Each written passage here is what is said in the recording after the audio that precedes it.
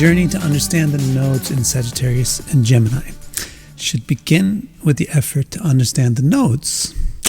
And the effort to understand the nodes has to begin with understanding what they actually literally are astronomically.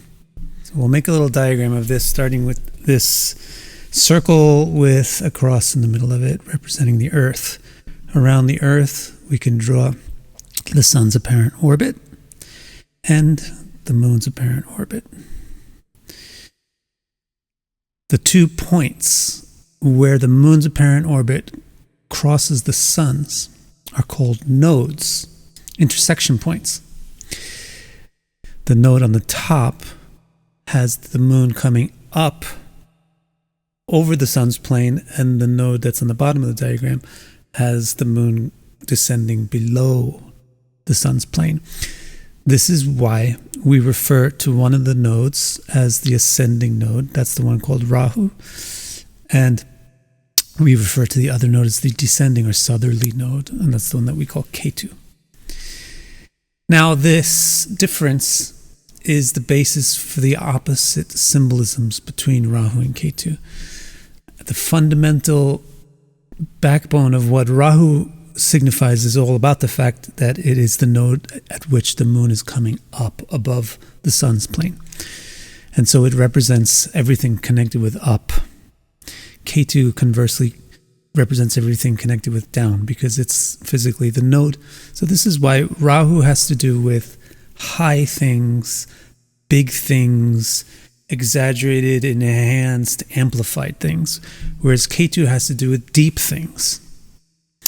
Things that are getting intensified, compacted, compressed, and smaller. The higher you are, the more visible you are, hence Rahu represents outwardness or visibility. This is why it has to do with external things, externals, the worldly world, the material world, and it is loud and extroversive and expressive. Whereas Ketu, on the other hand, the deeper you go, the less visible you are.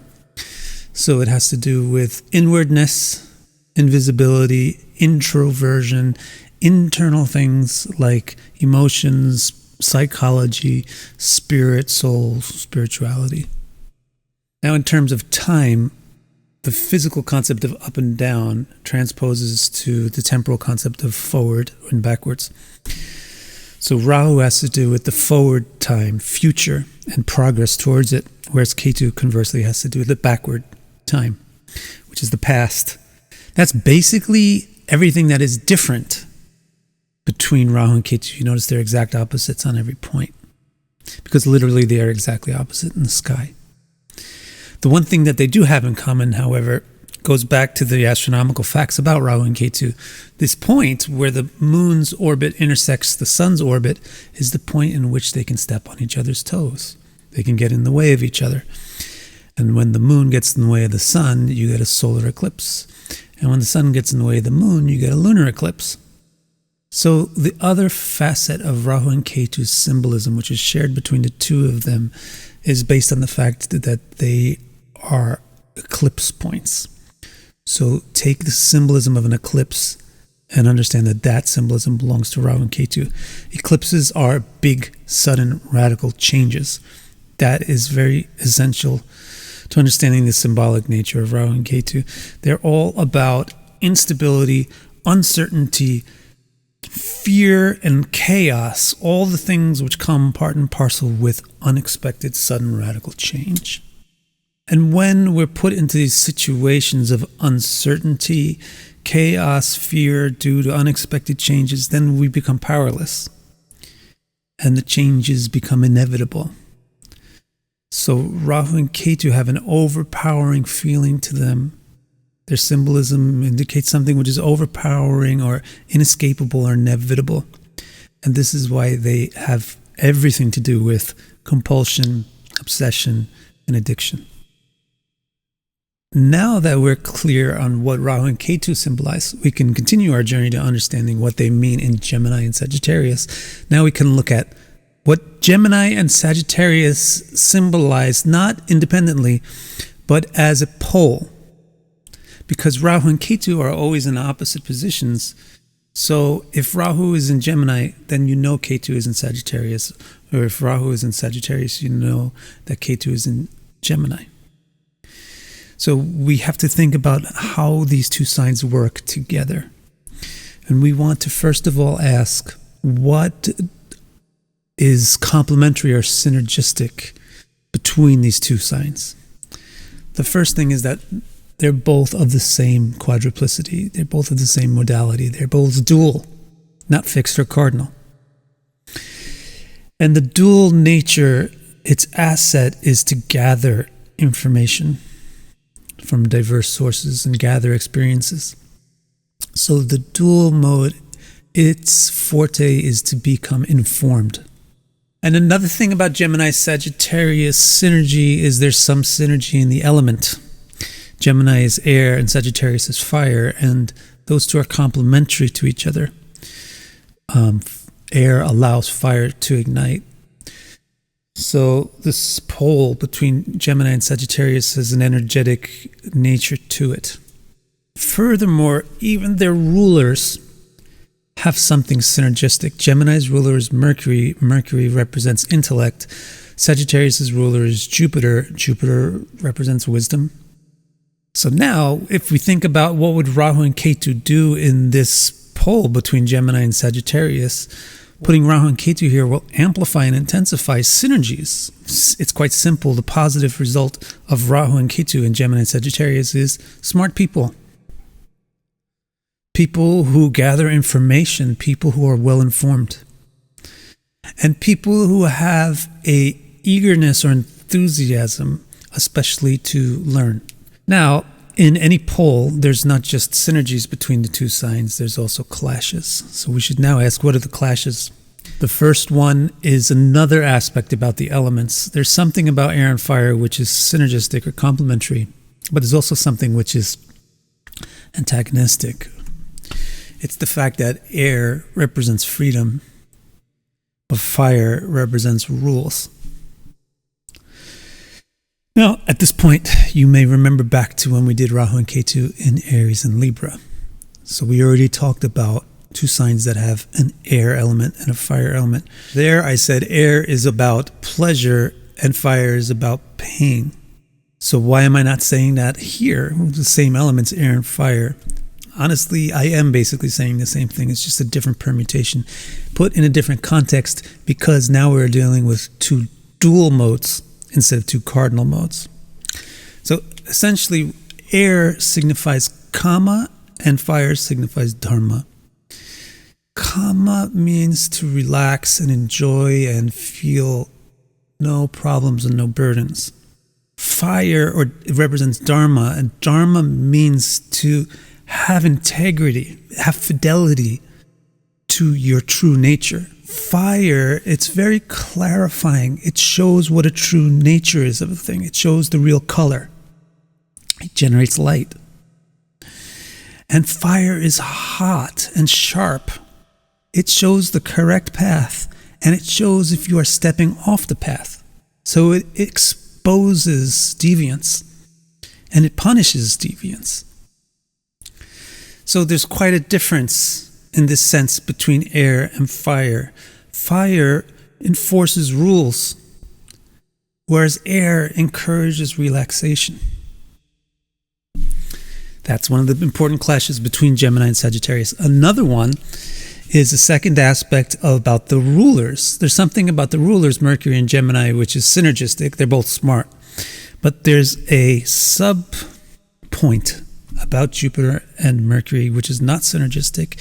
It's that Mercury is the student, but Jupiter is the teacher. So they're on opposite sides of the intelligence scene. Mercury is the one receiving the information. Jupiter is the one giving the information. This is also a clash. Now, let's explore the clashes by considering what Rahu and Ketu would do here. Again, basically, they're just going to exaggerate, amplify, intensify. But here, they're intensifying the clashes. So we're going to get problems. This is where we find out the problems that are inherent with Rahu and Ketu and Gemini and Sagittarius. Basically, the problem should be described as a false, exaggerated dichotomy between progress and tradition. Specific things about progress and tradition. Progress, we're specifically talking about stuff like free speech and expression, very Gemini-ish things. Whereas with Sagittarius, we're talking about rules, norms.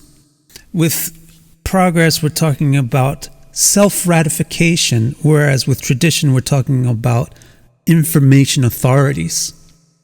Jupiter is the information authority. It is the teacher. Mercury is the student, but if it wants to come up with its own information, it's not an authority. So it has to self-ratify. On one side, Gemini is trying to encourage free speech and everybody's voice is equal. On the other side, Sagittarius is saying not everybody's voice is equal. This person is an expert and this person is a noob. Similarly, on the progress side, we have like free thought. We should be able to think anything. We should be able to believe anything. We should be able to discover anything.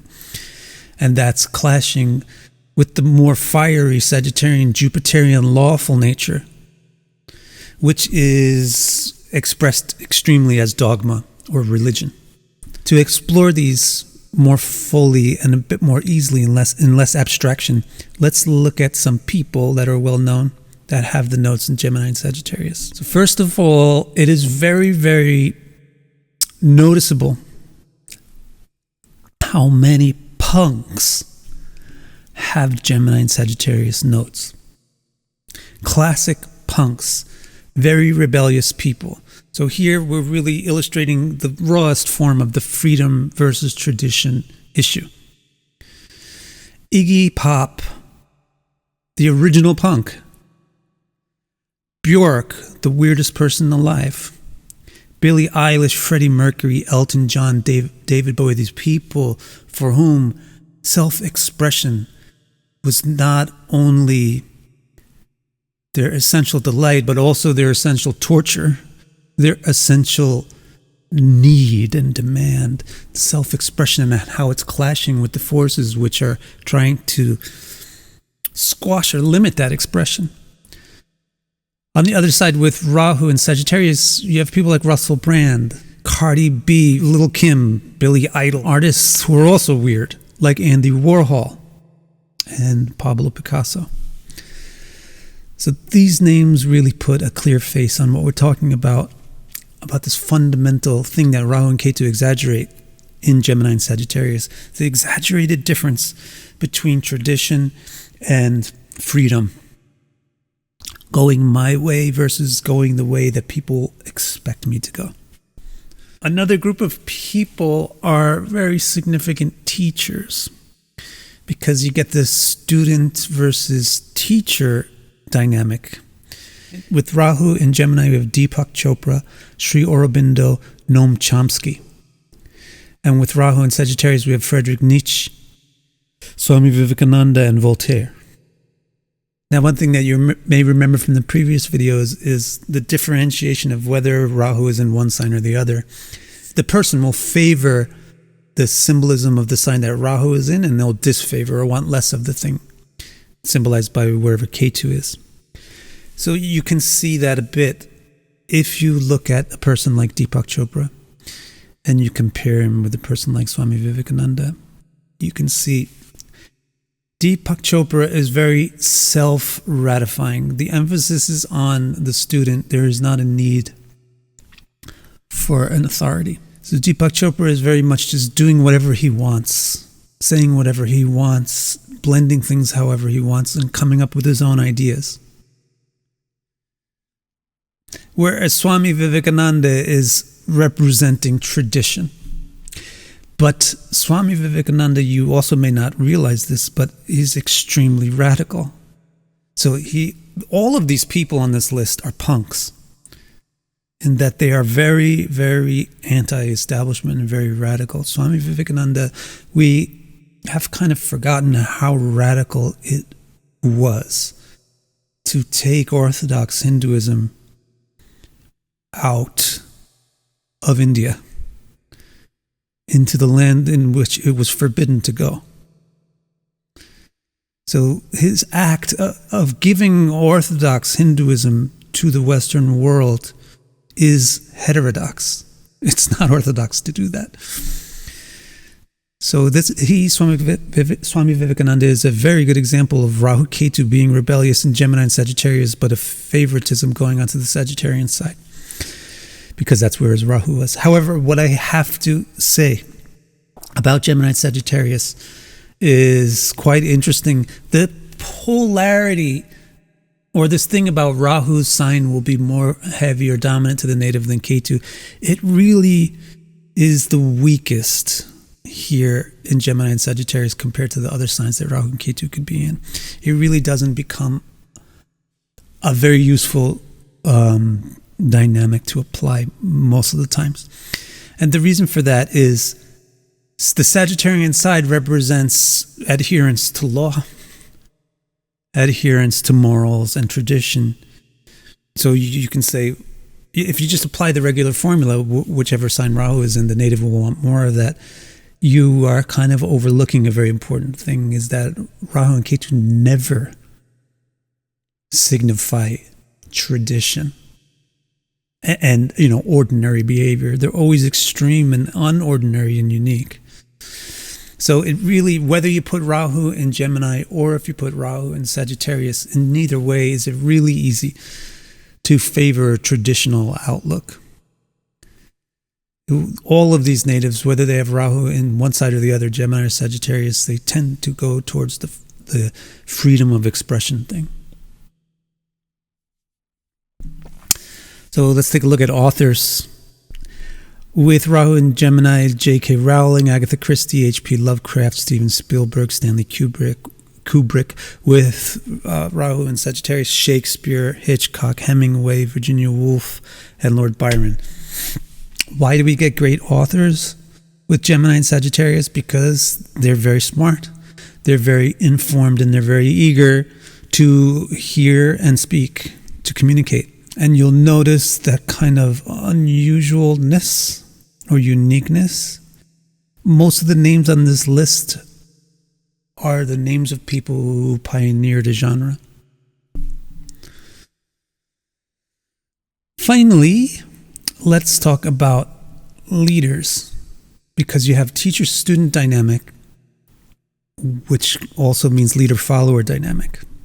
So you have a tendency to bring out leader figures with Rahu, Ketu, and Gemini, Sagittarius. However, they're the type of leader that is like the rebel who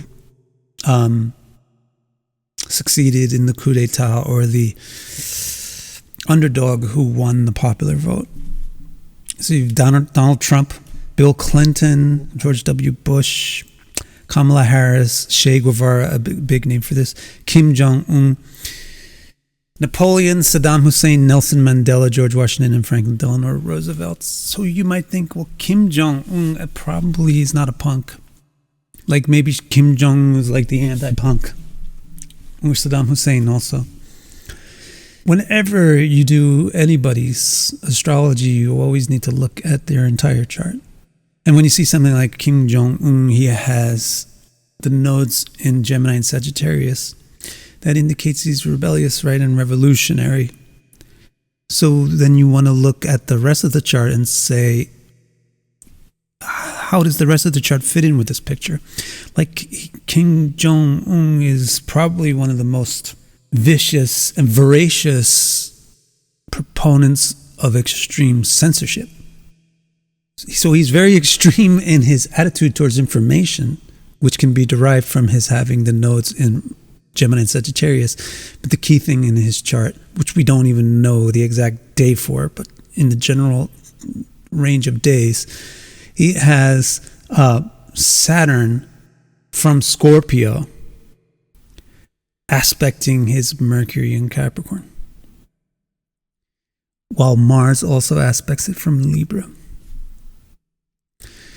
And it's the same signature in Saddam.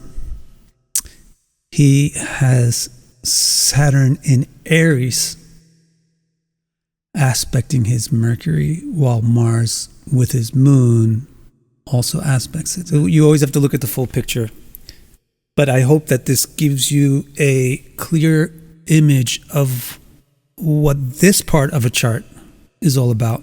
One part of the chart will be the placement of your nodes. Where is your Rahu and Ketu? And if you're looking at a chart, whether it's yours or somebody else's, who has Rahu and Ketu in Gemini and Sagittarius, this is that part of the puzzle. It's this clash between progress tradition, which tends to affect their attitude towards information and expression. If you want to know my specific interpretations for your Rahu and Ketu, not only in their signs, also in their houses, also all of your planets and all their signs and houses with all their aspects and yogas and subcharts, etc., go to my website, victorkara.com. And there's a number of readings you can order there, but I recommend you start with the one called the Birth Chart Overview. Thank you. Don't forget to subscribe to the channel, because next week we will be doing Rahu Ketu in Cancer and Capricorn.